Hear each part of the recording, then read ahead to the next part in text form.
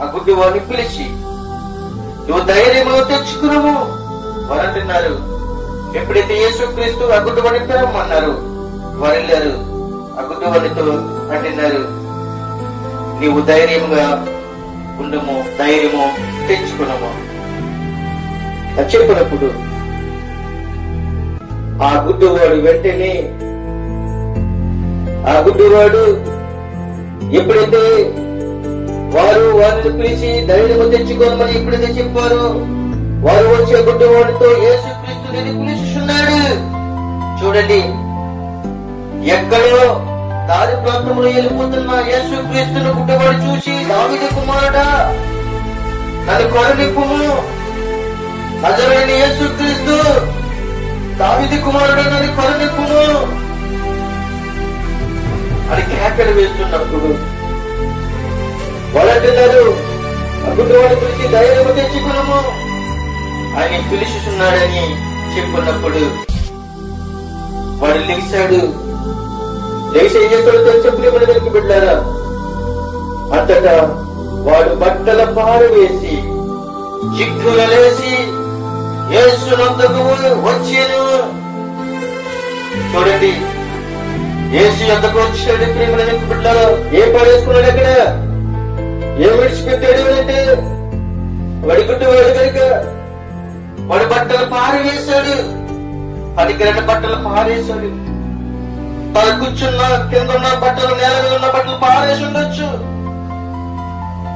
అతను ఏం పారేశాడు అంటే బట్టలు పారవేశాడు, దిగ్గులు వేశాడు. యేసయ్య వద్దకు వచ్చాడు. యేసయ్య అంటున్నాడు, నేను నీకేమి చేయగోరుచున్నానని వాడిని అడగగా ఆ గుడ్డివాడు అంటున్నాడు, బోధకుడా. చూడండి, ఇందాక ధనవంతుడు ఎలా పిలిచాడు, బోధకుడా. ఇవన్నీ కూడా నా బాల్యము నుండే చేశాను కదా అని చెప్తూ ఉంటాడు. కానీ ఇక్కడ అంటే గుడ్డివాడు అంటున్నాడు, ఏమంటున్నాడు తెలుసా, బోధకుడా నాకు దృష్టి కలుగు చెయ్యమని ఆయనతో చెప్పాడు. నీకేం కావాలి యేసుక్రీస్తు అడిగాడు. ఈ గుడ్డివాడు ఏమనాలి, ప్రభా నాకు కళ్ళు లేవు, నా కళ్ళు కనిపించట్లేదు, కానీ నాకేం కావాలి, కళ్ళు కనబడాలి కాబట్టి నా కళ్ళను ముట్టి నా కళ్ళను స్వస్థపరిచి నా కళ్ళు ప్రభా అని అడగాలి. కానీ వాడు ఏమడిగాడు తెలుసా, దృష్టి కలుగు చేయమని చెప్పాడు. ఏ దృష్టి కలుగు చేయమన్నాడు? ఈ లోకంలో కళ్ళు పోలియేమో గాని తండ్రి పుట్టినప్పటికీ అతను కళ్ళు పోవచ్చు, లేదంటే మధ్యలో కళ్ళు పోవచ్చు. కానీ అప్పుడు వాడు అంటున్నాడు, నాకు దృష్టి కలుగు చేయము. నేర్పుతున్నాడు, నాకు మనోనేత్రాన్ని ఇము ప్రభా అని అడుగుతున్నాడేమో అనుకుంటున్నా. దృష్టి అంటే మనోనేత్రాన్ని నాకు ఈ ప్రభా. ఈ లోకంలో నా కళ్ళు పోవచ్చు, నా తల్లిదండ్రులు విడిచిపెట్టొచ్చు, నా బంధుమిత్రులు నన్ను విడిచిపెట్టొచ్చు, నా స్నేహితులు నన్ను విడిచిపెట్టొచ్చు. కానీ నీవు నన్ను విడిచిపెట్టే దేవుడు కాదు. అయితే బోధకుడా, నీవు నాకేం కావాలని అడుగుతున్నావు కదా, నాకు దృష్టి కలిగి చెయ్యమని అడిగాడు. ఎప్పుడైతే దృష్టి అడిగాడో అప్పుడంటున్నాడు, అందుకు యేసు నీవు వెళ్ళుము. దృష్టి అడిగాడు. అక్కడ కళ్ళు అడిగినట్లు కనబడలేదు కానీ దృష్టిని అడిగినట్లుగా కనబడుతుంది. కానీ ప్రభువైన యేసుక్రీస్తు గ్రహించాడు, ఆలోచించాడు. ఆ గుడ్డవాడితో, ఆ భిక్షవాడితో అడుగుతూ ఉన్నాడు, నువ్వు వెళ్ళము, నీ విశ్వాసము నిన్ను స్వస్థపరుచున్నదని చెప్పెను. వెంటనే వాడు త్రోవను ఆయన వెంట చూపు పొంది వెళ్ళను. గుడ్డివాడు కోరుకున్నాడు, దృష్టి కోరుకున్నాడు. కానీ యేసు ఒకే ఒక మాట అన్నాడు, నీవు వెళ్ళము, నీవు వెళ్ళము అనే ఒకే ఒక మాటతో ఆ గుడ్డివాడికి కళ్ళు వచ్చింది, ఆ గుడ్డివాడికి చూపు వచ్చింది.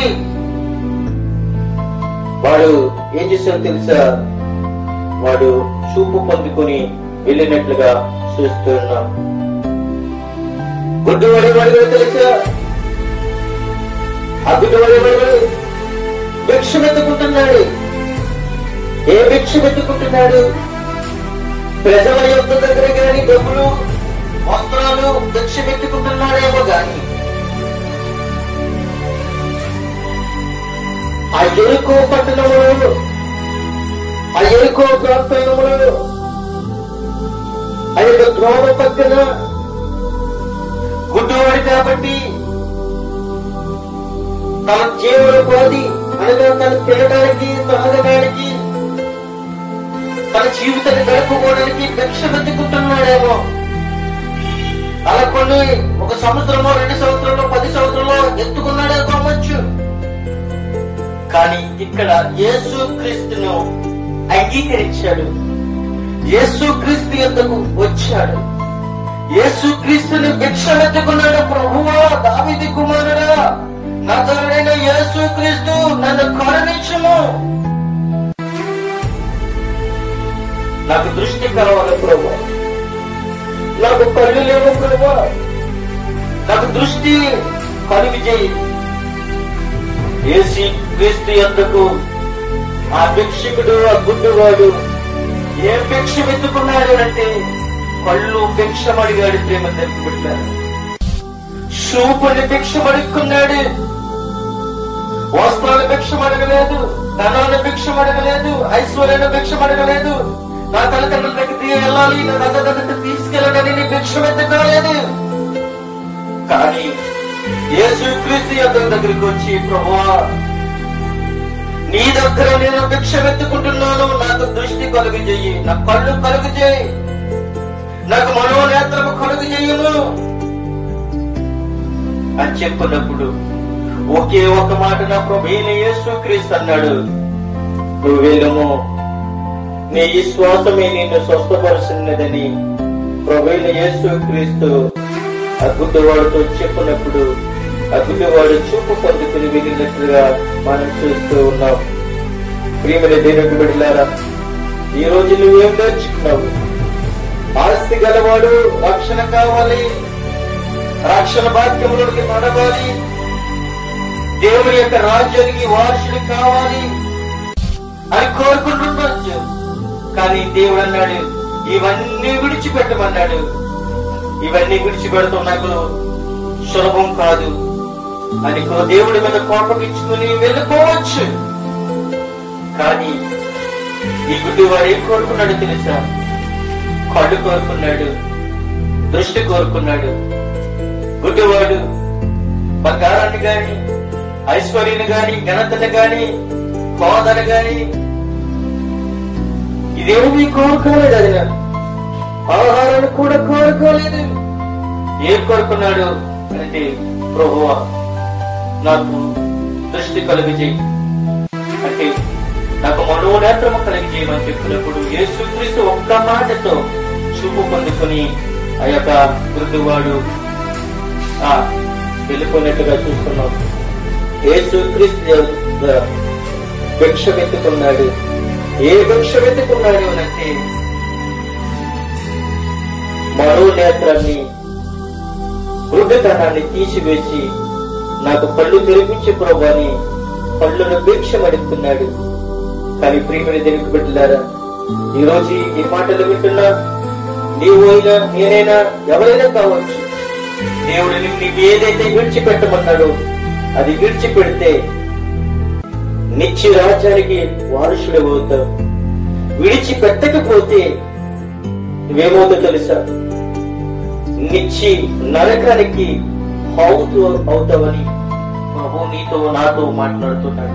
నేనంటాను, ఈ లోకంలో ఆస్తులు, అంతస్తులు, ఐశ్వర్యం, ఘనత, మనుషులను పొగిడింపు ఇవన్నీ కూడా వ్యర్థము. నేనంటాను, నా ప్రభువైన యేసుక్రీస్తు నాలో ఉంటే,